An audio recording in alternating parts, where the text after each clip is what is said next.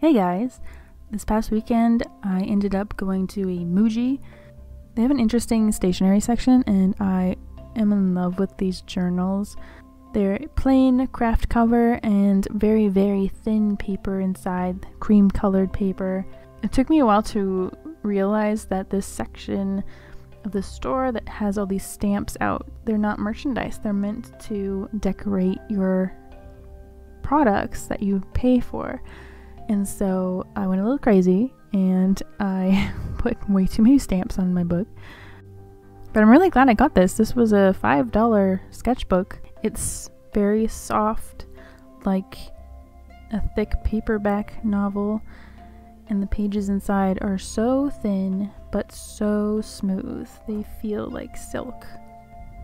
I also got this oil-based black marker. It has two ends, one that is very fine and one that is sort of kind of fine to medium tip. I don't really have a shortage of black markers, so I didn't really need to buy this, but there are very few things there that I wanted to try. And so this month on Patreon we're doing Under the Sea theme, and so I decided to just crack open this thing and do the first sea life sketch in this sketchbook, just to try it out, to get a feel of it, because I cannot resist. And you can see me very carefully trying to draw some fish from some photo references I took. So the first thing I noticed about this pen is that it's not nearly as fine tip as I expected it to be. This tip looks teeny tiny, but it's actually kind of not really thin enough. Maybe it's the paper, maybe it's just soaking into the paper a lot, I don't know. But it's only slightly thinner than the thick side, so when I'm using the thick side you can't really tell the difference that much. And then the other thing I noticed right away is that because the pages are so thin, it soaked right through. I knew it was going to soak through a bit, but I didn't expect it to soak into the next page a little bit like that, so I had to get out my pieces of paper to stick underneath the ones I was working on. I actually don't mind bleeding that much, because as long as I have the paper underneath what I'm working on, it's not an issue.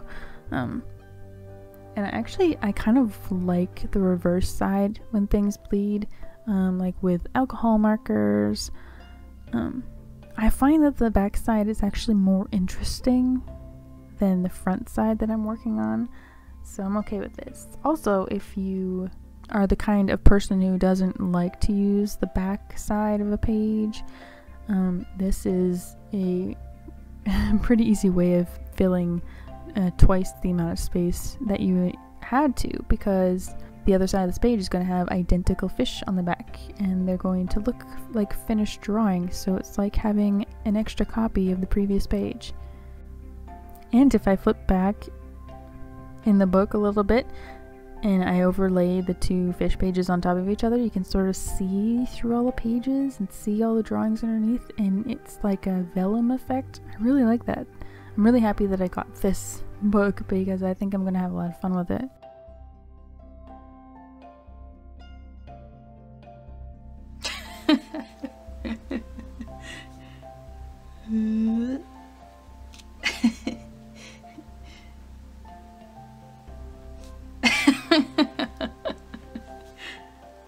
This fish, it's so funny.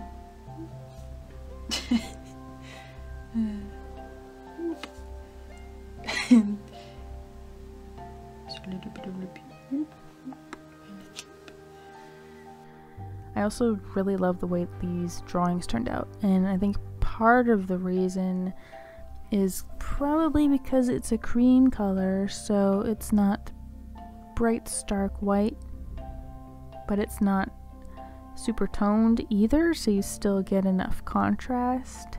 But another super major reason why I really like the way this page turned out is probably composition.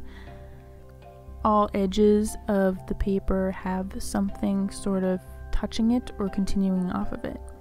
So in the bottom corners there's some fins going off, and in the upper left and the upper right I just kind of barely got one there. So I think that keeps it looking full but not claustrophobic. Another trick that we learned in yearbook class is that when you're doing full page layouts like this, when you're doing things that have a face, you'll want them to be facing the gutter as much as possible. So all the fish on the very right side are looking into the gutter to the left, and all the fish on the very left side are looking towards the right. And so your eye will continue in this circular pattern that keeps your vision on the page instead of going off of it in all directions. Because as soon as someone has some reason to look away from your artwork, they might not come back from it. They might just move on to the next artwork, you know, that if you're like in a gallery situation, they'll just move on. And that's why I never sign the front of my work, like put my name on it, because it ruins the whole circular thing that you have going. It's just messes everything up. That's why. I also gave them all cute little anime blushy faces, because they kept making me laugh, because every time I was drawing their faces, I thought that they had these big kissable lips. So I made them all kind of heckin' shy, except for the piranha up there. The glittery piranha fish. He looks kind of mad. Anyway, I hope you enjoyed this, because I sure did. And if you want to see more fish stuff, you can come join us in the sketching group. The link is in the description. Thanks for watching, guys. Bye.